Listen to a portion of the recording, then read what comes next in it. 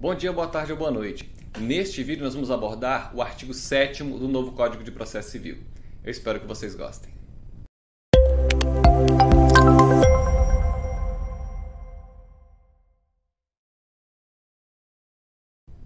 Muito que bem, meus diletos. Vamos então abordar, ainda que brevemente, o artigo 7º do novo Código de Processo Civil. E aqui eu vou estrear uma nova ferramenta, o vídeo através do Prezi. Eu gostaria até que vocês me dissessem se esse formato fica mais interessante ou se eu retorno para o formato anterior, em que eu colocava os textos aqui na parte inferior do vídeo.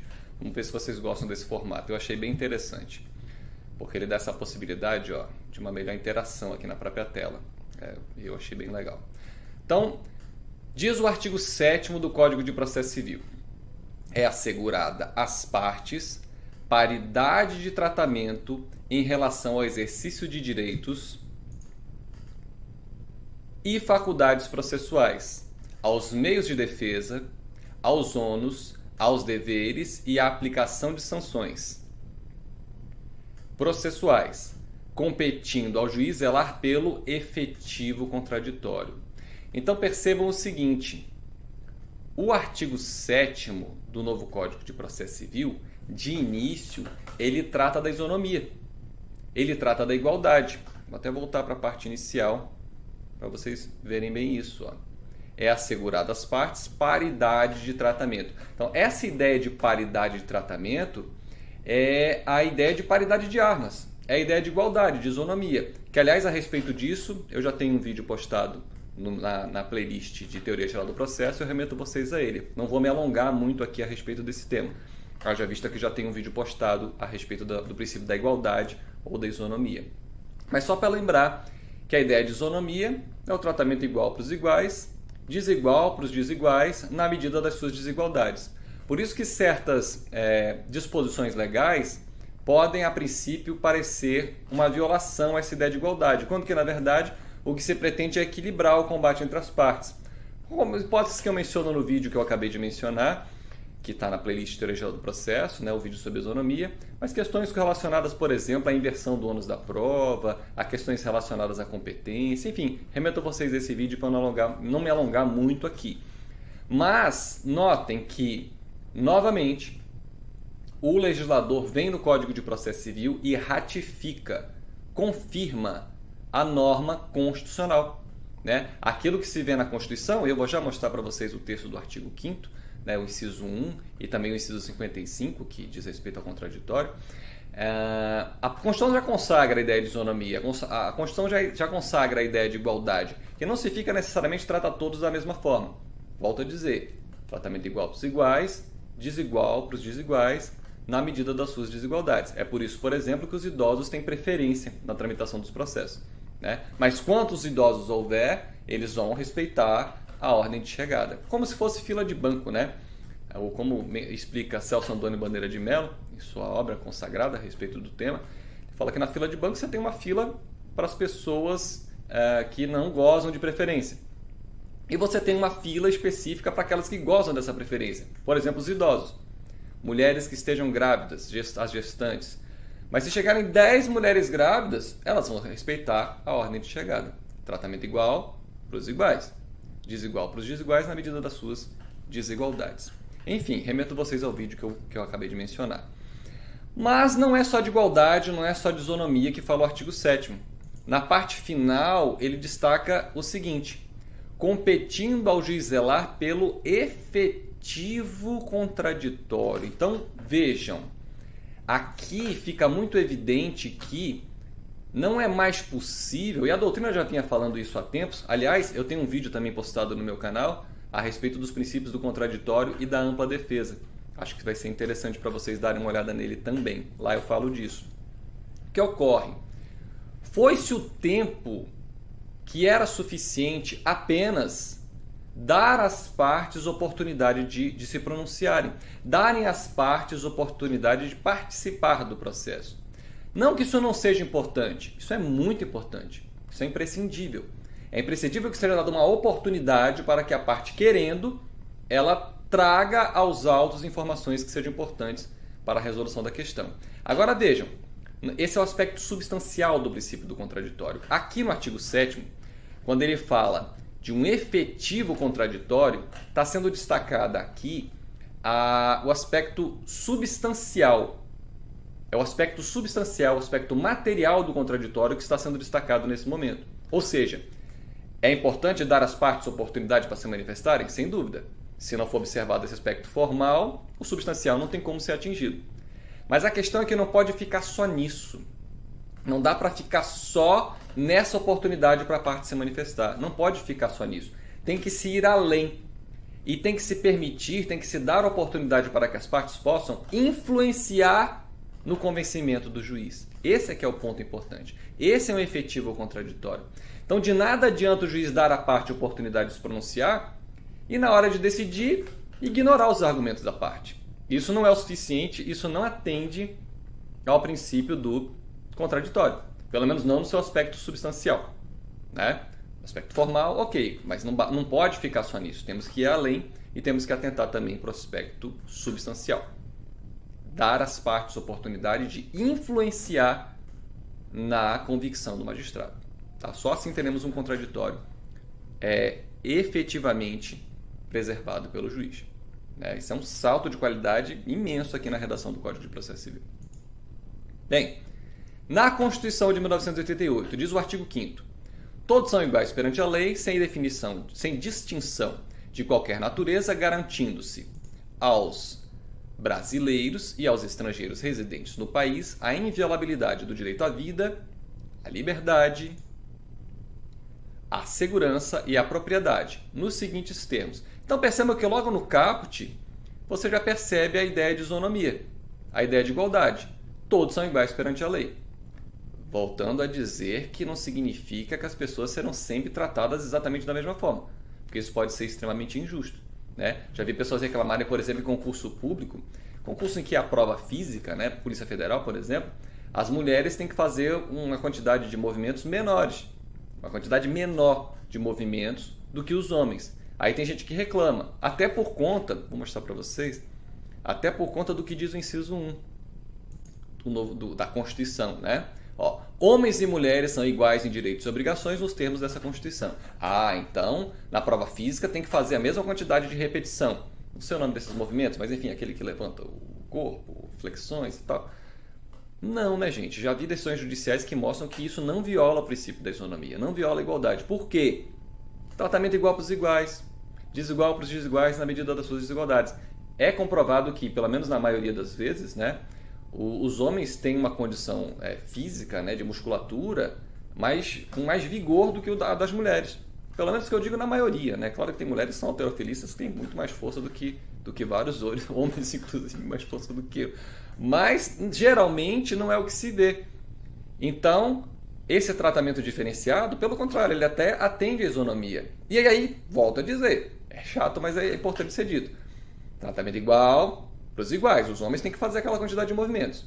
Desigual para os desiguais na medida das suas desigualdades. As mulheres vão fazer uma quantidade inferior de movimentos, mas todas as mulheres vão ter que respeitar aquele critério. Não pode diferenciar, dar tratamento diferente para os iguais. Esse é o ponto. Tá? No vídeo que eu tenho postado sobre isonomia, eu falo disso e repito. É muito importante a leitura da obra do Celso Antônio Bandeira de Mello. Bem, também no artigo 5º da Constituição é destacada a importância do contraditório e da ampla defesa. Claro, aqui na parte final do caput do artigo 7º, do artigo 7º, né, nós vamos falar a respeito do efetivo contraditório. Mas só para lembrar que a Constituição, no artigo 5º, inciso 55, já diz desde 88, né, aos litigantes, em processo judicial ou administrativo, e aos acusados em geral, isso é mais processo penal, né, são assegurados o contraditório e a ampla defesa, com os meios e recursos a ela inerentes. Então, por que eu digo que é um salto de qualidade? Porque, para o leitor desavisado, pode parecer que a Constituição não consagra esse efetivo contraditório, mas consagra sim. Isso é uma evolução doutrinária com respaldo jurisprudencial que não pode deixar de ser observada na atualidade. Não é mais suficiente apenas dar à parte a oportunidade de se manifestar. É muito importante que, caso ela se manifeste, porque muitas vezes a parte não se manifesta, e aí ela vai arcar com as consequências de revelia, por exemplo, pena de confissão quanto à matéria de fato, enfim. Mas não pode faltar essa oportunidade para que ela possa vir a se manifestar. E ela se manifestando, tem que ser dada essa oportunidade para que ela influencie no convencimento do órgão jurisdicional que irá decidir sua causa. Tá? Esse é o aspecto substancial, esse é o efetivo contraditório. Essa questão do contraditório, eu vou voltar a falar melhor, falar mais, né, tá? Outros aspectos referentes ao contraditório, quando nós vamos comentar os artigos 9º e 10. Aí eu vou falar, inclusive, do contraditório diferido, enfim, da questão da vedação da decisão surpresa, porque são temas que dizem respeito mais aos artigos 9º e 10. Então, não vou abordar agora, mas fiquem tranquilos que dentro em breve a gente vai voltar a falar desse assunto, tá? Outros prismas aí do princípio do contraditório. No Código de Processo Civil, veja o que diz o artigo 134.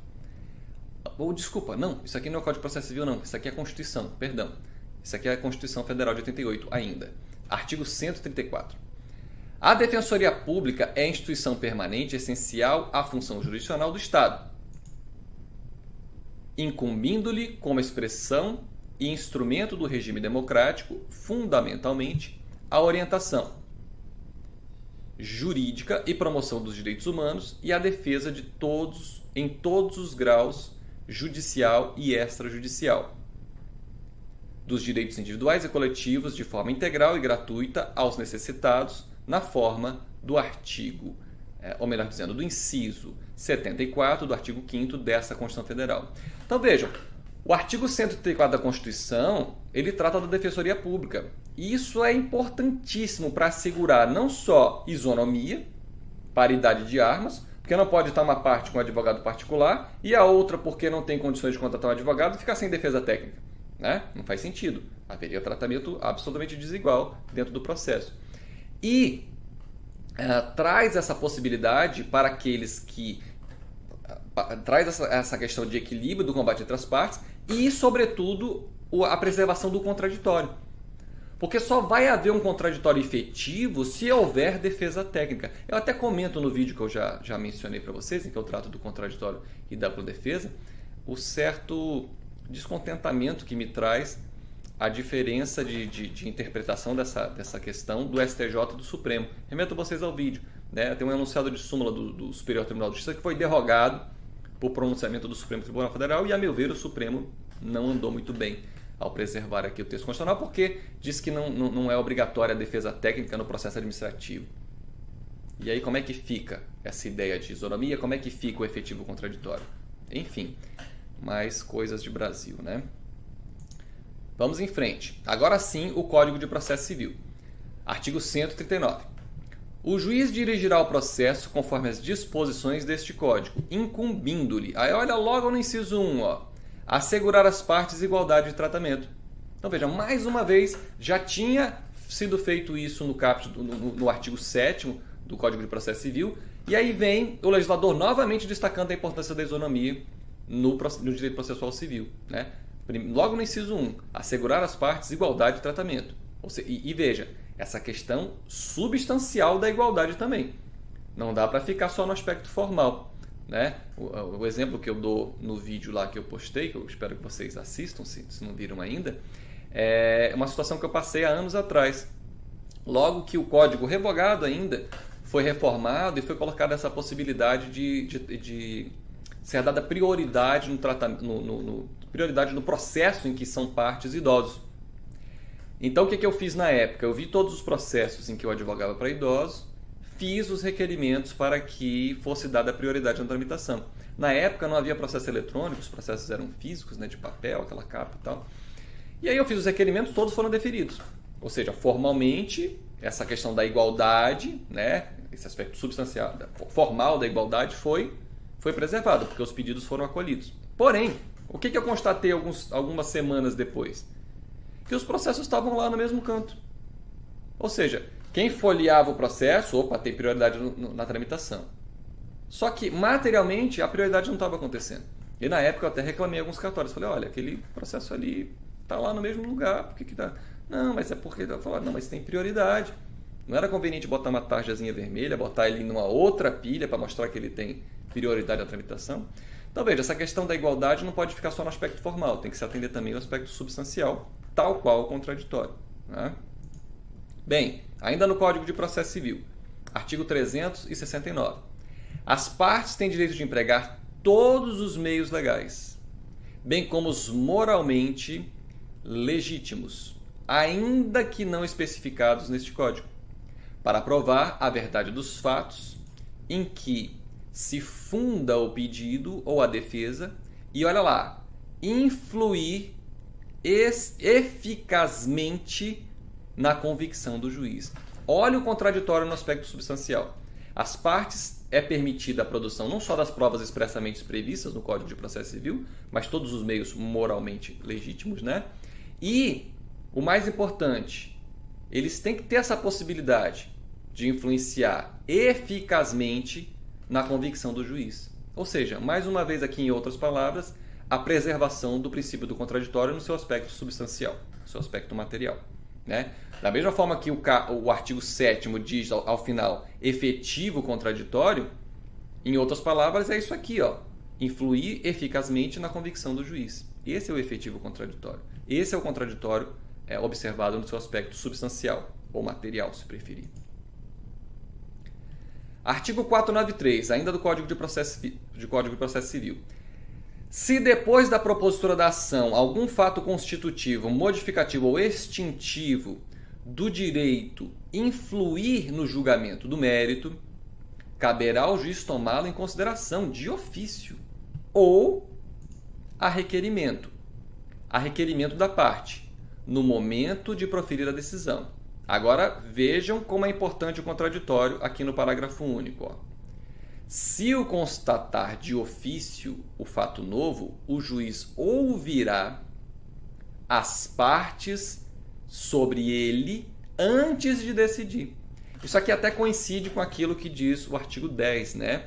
A vedação da decisão surpresa, e disso eu vou falar melhor com vocês no vídeo específico aí sobre o artigo 10. Minha gente, é claro, isso aqui, como eu digo sempre, é uma apertadíssima síntese, né? Há muito mais a ser dito a respeito desse tema. O mais importante aqui é lembrar que o artigo 7º não é à toa. Ele trata conjuntamente da ideia de isonomia, que tem tudo a ver com a ideia de paridade de armas, e a ideia do contraditório efetivo, ou seja, que as partes não só tenham a possibilidade de participar do processo, de se manifestarem, mas que as suas manifestações sejam levadas em consideração, ou seja, que elas possam influir no convencimento do órgão jurisdicional que irá decidir a causa. Tá? Bem, tem muito mais, volto a dizer, a ser dito a respeito desse tema. Isso aqui é uma apertadíssima síntese, muito mais para despertar o interesse de vocês pelo assunto. De qualquer modo, eu espero que vocês tenham gostado. Por hoje é só e até a próxima.